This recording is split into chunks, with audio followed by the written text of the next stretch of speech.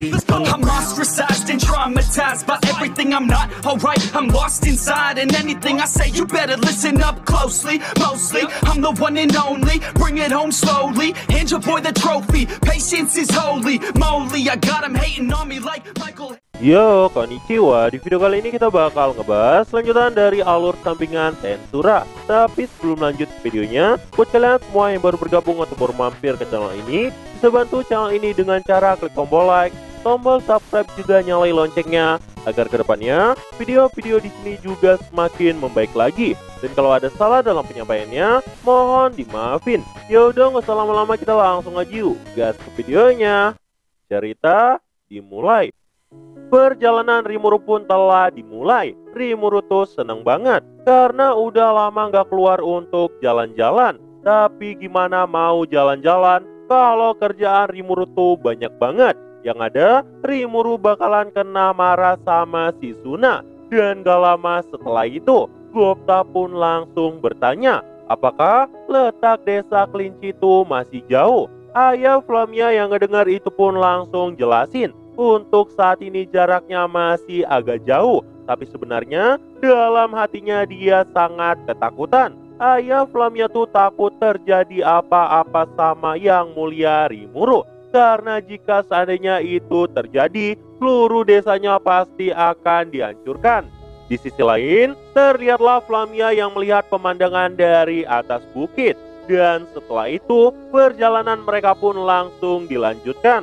Karena perjalanan itu menggunakan pasukan serigala, udah pasti pergerakannya juga sangat cepat. Gopta pun saat itu juga berkata, ini adalah hari yang cocok untuk bersenang-senang. Flamia yang mendengar itu juga kesenangan karena perjalanan mereka lebih cepat dari biasanya. Ayah Flamia yang mendengar itu sampai ketakutan karena saking cepatnya pergerakan mereka, itu membuat ayah Flamia gemetar.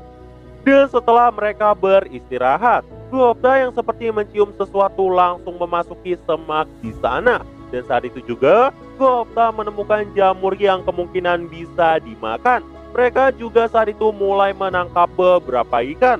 Tapi Flamia yang ceroboh sampai terjebur di sungai. Waktu pun terus berlalu sampai malam pun telah tiba. Saat itu Rimuru keluarin sebuah rumah dari perutnya. Ayah Flamia yang melihat itu sangat kaget. Tapi Flamia malah kagum sama kemampuan tuannya. Rimuru pun saat itu berkata, cuma ini yang bisa kita tempati saat ini. Maaf jika seandainya tenda ini kurang mewah. Ayah Flamia yang mendengar kata-kata Rimuru seperti nggak bernyawa. Karena rumah semewah itu dibilang tenda biasa. Dan setelah pesta manggang-manggang, mereka pun mulai memakan ikan hasil tangkapan mereka. Flamia yang saat itu mencoba ikan itu merasa sangat bahagia. Meski itu cuma sederhana, tapi rasanya sangat enak. Gopta yang melihat Flamia saat itu langsung berkata, bukankah Flamia punya trauma sama ikan? Flamia pun jelasin saat ini dia tuh udah lebih suka sama ikan. Rimuru pun saat itu langsung keluarin bekal bikinan dari Suna. Flamia yang melihat itu pun langsung makan semuanya. Ini bikin si ayah sampai ketakutan karena putrinya nggak sopan. Rimuru yang mengira ayah Flamia tuh takut makanannya dihabiskan, langsung ngeluarin bekal yang lain. Ini bikin ayah Flamia jadi ngerasa nggak enak.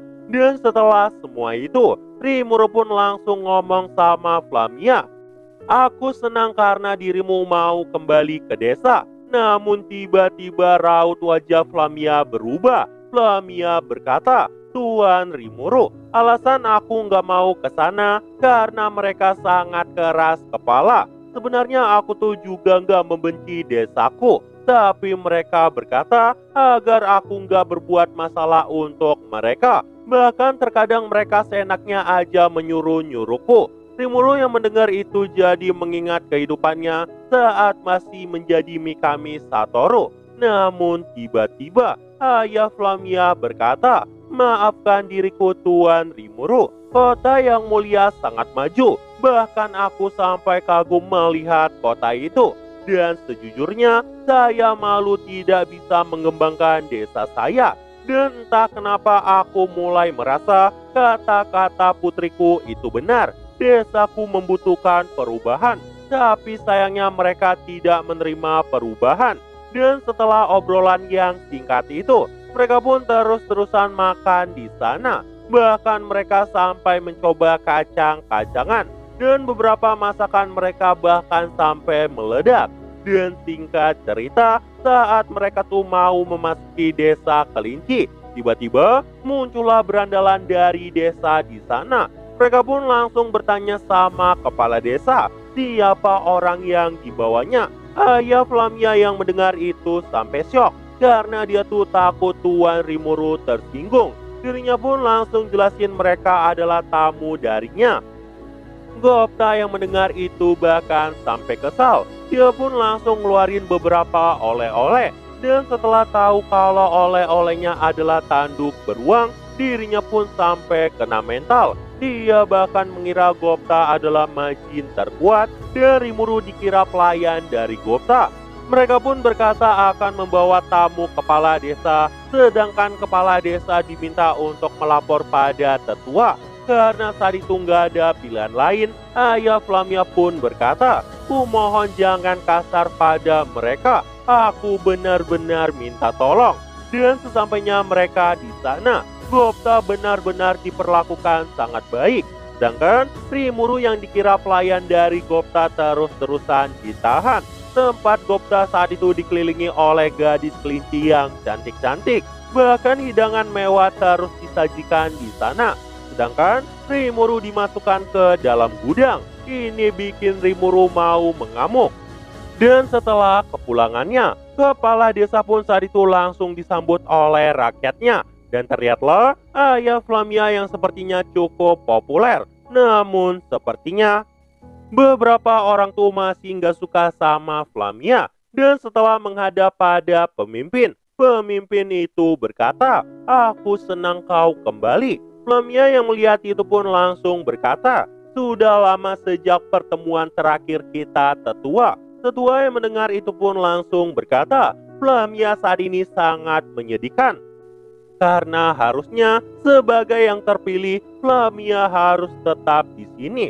Dia pun terus-terusan merendahkan Flamia saat itu. Para pengawal yang mendengar itu juga nggak terima karena mereka nggak mau patuh sama Flamia. Tapi tetua saat itu terus bersikeras meminta Flamia untuk menggantikannya. Flamia pun saat itu berkata, "Aku akan menjelaskan alasanku pergi dari desa. Aku nggak berniat kembali dan menjadi kepala desa. Aku hanya mau melakukan apa yang aku mau."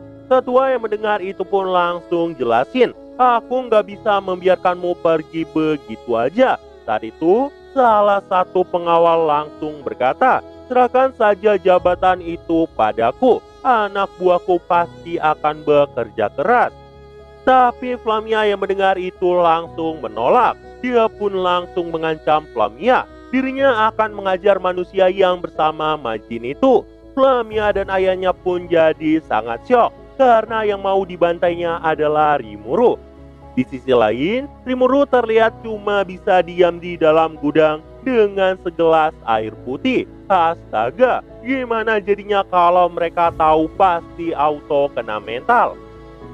Sin pun kemudian kembali pada Flamia. Flamia dan ayahnya saat itu langsung berkata, "Apa yang kau lakukan? Perbuatanmu itu bisa mendatangkan bencana." Namun orang itu nggak peduli. Lagian dia yakin manusia nggak bisa berbuat apa-apa. Dia pun langsung memerintahkan bawahannya untuk membawa Rimuru ke situ. Namun tiba-tiba muncullah Rimuru di belakang mereka dengan wajah yang sangat menyeramkan. Flamia yang melihat itu senang karena tuannya baik-baik aja. Rimuru pun berkata, "Aku nggak nyangka mereka berani menjadikanku sebagai sandera." Namun karena tetua saat itu juga menghina Rimuru, Rimuru pun langsung naik darah. Dan semakin direndahkan, Rimuru pun jadi nggak tahan lagi. Seluruh pasukan pun terus-terusan menghina Rimuru. Bahkan pengawal yang tadinya menyekap Rimuru malah menantang Rimuru. Tetua yang melihat itu bukannya melarang, tapi malah membolehkan tindakan seperti itu. Flamia pun langsung berteriak, "Kalian kurang ajar pada Raja Iblis Rimuru." Ini membuat suasana jadi sangat senyap. Mereka pun terus-terusan kena mental karena mereka nggak nyangka identitas sejatinya adalah Raja Iblis Rimuru. Dan tiba-tiba guncangan besar pun langsung terjadi. Dari atap tempat itu muncullah True Dragon Veldora dalam wujud naganya. Ini membuat semua orang yang ada di sana sangat ketakutan. Mereka pun mulai putus asa. Sedangkan Flamia yang melihat kehadiran dari Veldora langsung bertanya, "Kenapa Tuan Veldora ada di sini? Bukankah kami sudah merahasiakannya?" Veldora yang mendengar itu pun berkata, "Dengarkan aku, Flamia, rahasia ada untuk dibongkar." Tetua yang melihat itu sangat ketakutan. Dia beneran gak nyangka Flamia bahkan bisa mengenal naga badai Veldora dan Raja Iblis Rimuru. Dan setelah kehadiran dari Veldora, semuanya pun terus-terusan berlutut. Mereka pun mulai menyadari kesalahan mereka karena telah mengganggu Raja Iblis Rimuru. Tapi karena yakin nyawa mereka nggak bakal diampuni, tetua pun berkata, "Tolong maafkan warga desa atas kesalahan kami." Dan setelah itu, semuanya pun berlutut mengakui kehebatan dari Flamia. Dan Flamia pun diminta menjadi tetua selanjutnya. Dan setelah kejadian itu, perdamaian dengan Rimuru pun langsung terjalin. Mereka pun dimaafkan oleh Rimuru. Desa Flamia juga diminta untuk mengunjungi kota Rimuru. Bahkan Rimuru juga berjanji akan mengembangkan desa mereka. Dan setelah itu, Rimuru pun langsung menemui Gupta yang lagi malas-malasan. Rimuru pun terus-terusan marahin Gupta di sana. Nah, jadi itu aja untuk pembahasan kali ini. Dan tunggu video-video gua selanjutnya dan see you. I said you better watch what you're doing, 'cause I ain't gonna stop when I'm moving. I'm headed to the top, I'ma do it. I'm headed to the top, I'ma prove it. And baby girl, I like what you do.